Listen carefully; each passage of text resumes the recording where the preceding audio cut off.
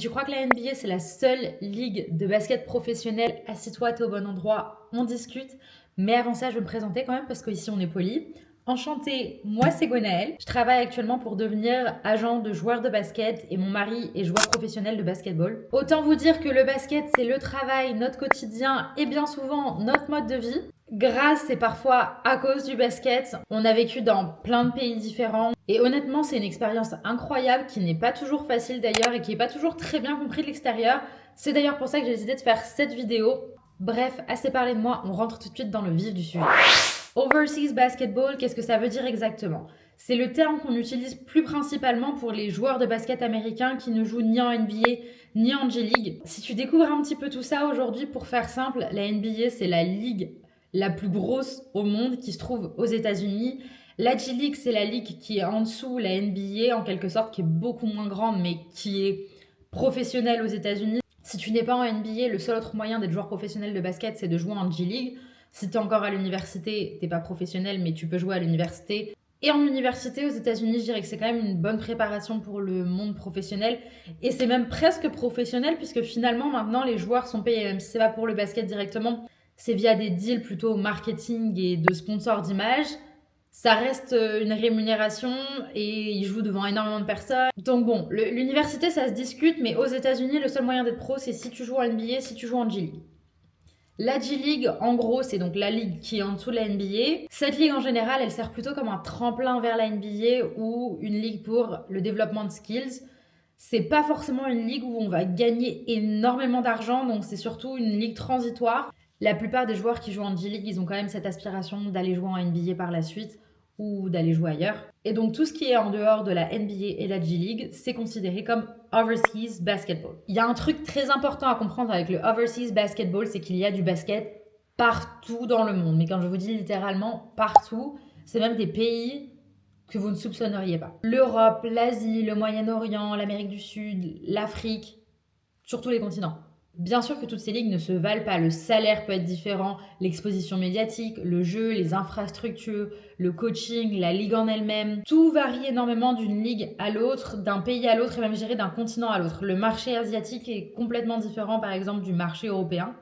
Mais ça, on pourra en discuter plus tard. Mais ce qui reste très important de se mettre en tête pour moi et que les gens sous-estiment beaucoup, si tu es payé pour jouer au basket de manière professionnelle, tu es joueur professionnel. Point. Maintenant, la question que tout le monde se pose, pourquoi un joueur irait jouer overseas plutôt qu'en NBA?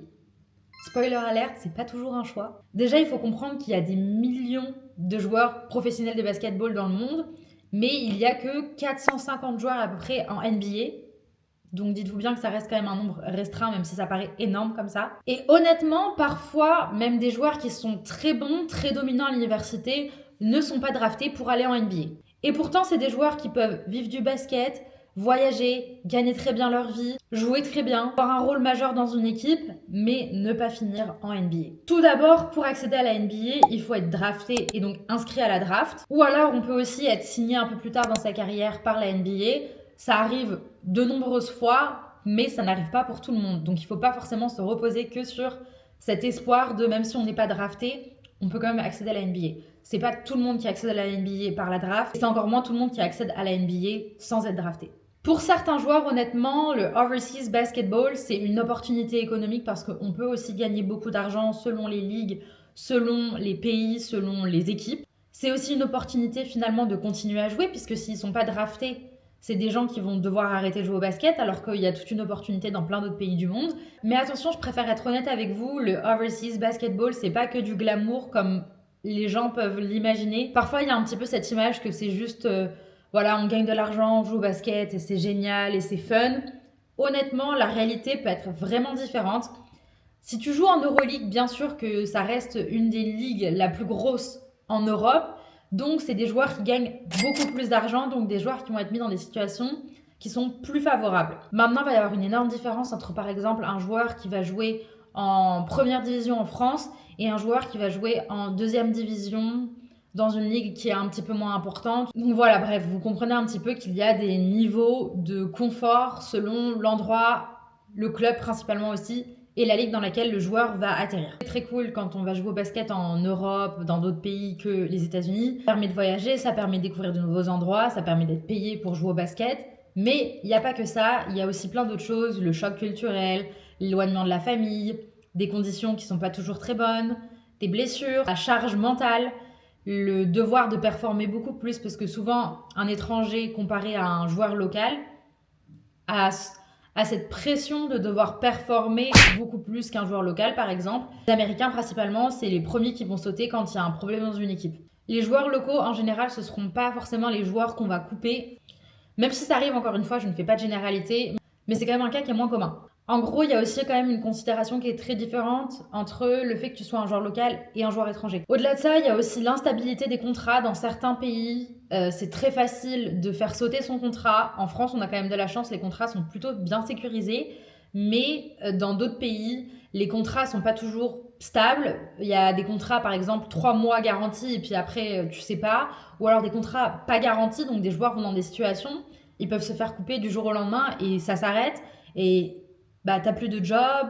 C'est vraiment un métier qui est quand même assez instable, malgré qu'il y ait des contrats qui sont plus stables que d'autres, selon, encore une fois, où vous jouez, où vous êtes. Et un autre point très important qu'on oublie toujours et qui est quand même très important aussi, c'est les retards de paiement.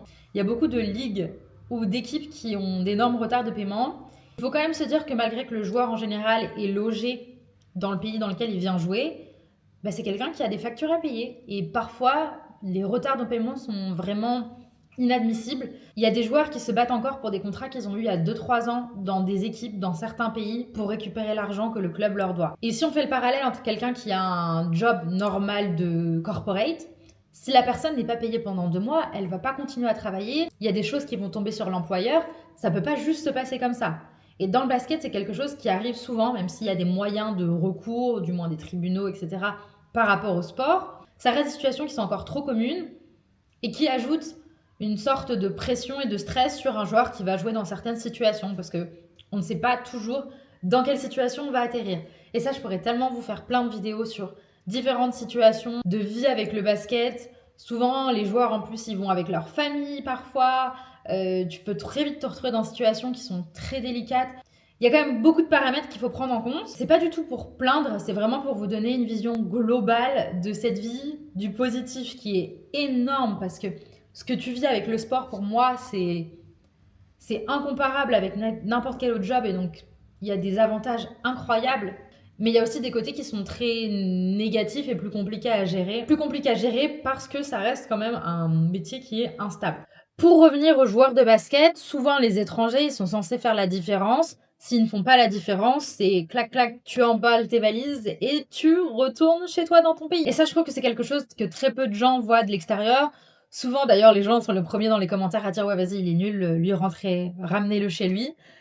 Ben oui, je peux comprendre puisque c'est des gens qui sont payés, donc on attend qu'ils fassent leur job.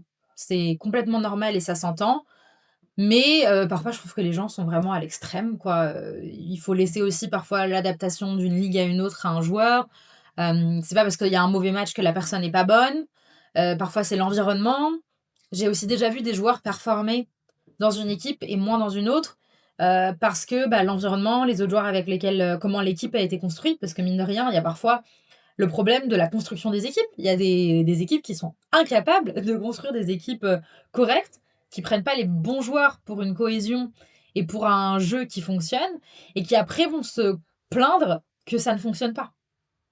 Mais bon, c'est un autre sujet dont on pourra parler un autre jour. Pour revenir au fait que toutes les ligues ne se valent pas, il y a des ligues qui sont très structurées, des ligues qui le sont un petit peu moins, des ligues où le niveau de basket est assez important et d'autres ligues où littéralement le niveau n'existe pas trop. C'est pour ça que pour un joueur, c'est très important d'avoir un réseau, de l'expérience et un bon agent.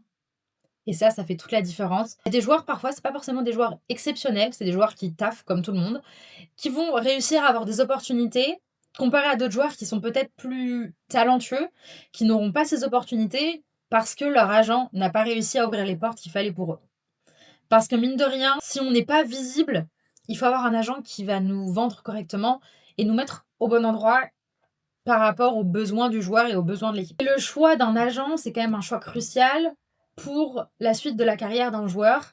le développement de la carrière d'un joueur, un mauvais choix de club, 1 an, peut vous mettre 10 pas en arrière au niveau de votre, salaire, vous mettre 10 pas en arrière au niveau de l'évolution de votre carrière et tout autant un bon choix dans votre carrière peut vous propulser dans une dimension vraiment supérieure au niveau du basket. Après une bonne année, vous pouvez vous retrouver à ajouter beaucoup d'argent sur votre contrat, jouer dans des meilleures équipes, avoir des meilleures opportunités, un meilleur rôle sur le terrain.